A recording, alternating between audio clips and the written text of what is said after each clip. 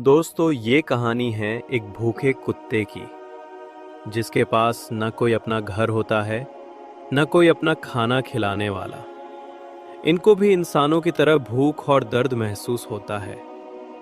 अगर इनको 2 या 3 दिनों तक खाने को नहीं मिलता है, तो अपना भूख मिटाने के लिए किसी के घर में संपत्ति की चोरी करने नहीं जाते हैं, बल्कि एक रोटी के लिए जाते हैं। वो एक रोटी के लिए रात भर गांव की रक्षा करता है। तो चलिए कहानी सुनते हैं। एक बार की बात है, एक छोटा सा गांव था जहां रोज की तरह एक बूढ़ा भिखारी मंदिर के बाहर बैठता था। उसका नाम हरिदास था। सफेद दाढ़ी, झुकी हुई कमर, फटे पुराने कपड़े और कांपते हाथों से वो हर सुबह लोगों से भीख मांगता। उसकी आंखों में गहराई थी, पर चुप्पी में एक लंबी कहानी छुपी थी। हरिदास के पास कुछ भी नहीं था, सिवाय एक पुराने थैले के और एक साथी के रूप में भूखा, बेजुबान, वफादार कुत्ता, जिसका नाम था भोलू। भोलू कोई सुंदर नस्ल का कुत्ता नहीं था। काले सफेद बालों से ढका, लंगड़ा सा चलता हुआ, आंखों में दर्द और प्यार, वो हरिदास के पास पिछले 3 सालों से था। वे एक दूसरे के लिए सहारा बन चुके थे। हरिदास जो भीख में 2 रोटियां पाता, उसका आधा हिस्सा भोलू को खिला देता।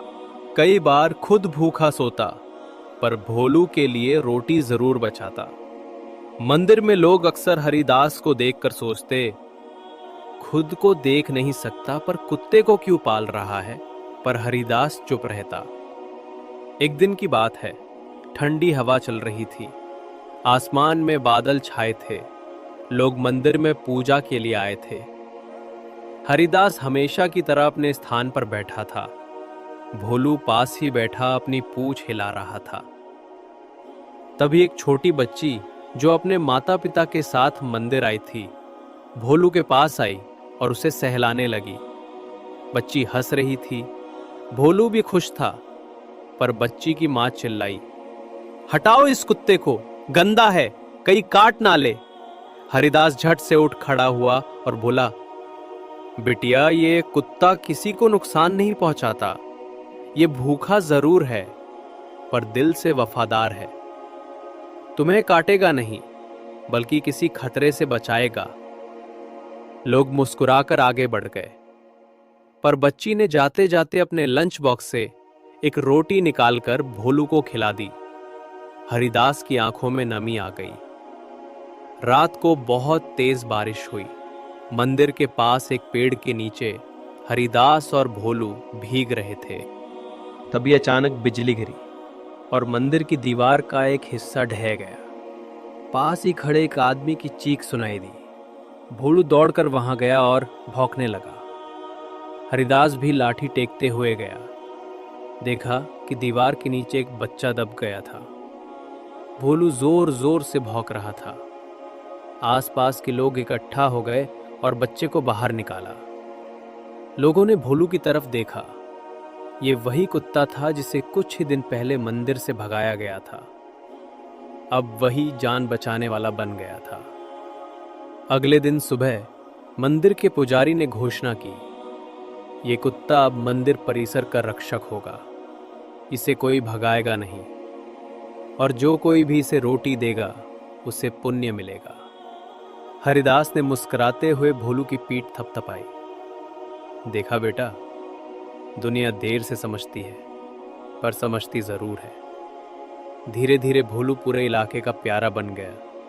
लोग रोटी, बिस्किट और दूध लेकर आते, पर भोलू सबसे पहले हरिदास के पास आता और उसकी गोद में सिर रख देता। एक दिन एक युवा पत्रकार मंदिर में आया। वह हरिदास और भोलू की दोस्ती देखकर बहुत प्रभावित हुआ। उसने उनकी कहानी अखबार में छाप दी। एक भूखे इंसान और भूखे कुत्ते की दोस्ती ने बदल दी इंसानियत की नाता। अखबार की इस खबर के बाद एक समाज सेवी संस्था हरिदास के पास आई। उन्होंने उसे एक छोटा सा घर दिया, खाने पीने की व्यवस्था की और भोलू के इलाज के लिए पशु चिकित्सक बुलाया। अब हरिदास और भोलू दोनों स्वस्थ थे। वे हर रोज मंदिर जाते, पर अब भीख नहीं मांगते। अब वे लोगों को एक बात बताते थे, अगर तुम्हारे पास ज्यादा कुछ नहीं है तो भी किसी भूखे जीव को एक रोटी जरूर दे देना। वो रोटी तुम्हारे भाग्य को बदल सकती है। भोलू अब भी रोज मंदिर में सबसे मिलकर आता, बच्चों के साथ खेलता और अंत में अपने पुराने साथी हरिदास की गोद में लेट जाता। कभी किसी को उसके रूप या स्थिति से मत आकिए। प्यार और दया से बड़ा कोई धर्म नहीं। एक भूखे कुत्ते को रोटी देना सिर्फ भोजन देना नहीं है, बल्कि वो इंसानियत का सबसे सुंदर रूप है। किसी भूखे को रोटी जरूर दें, चाहे वो इंसान हो या बेजुबान।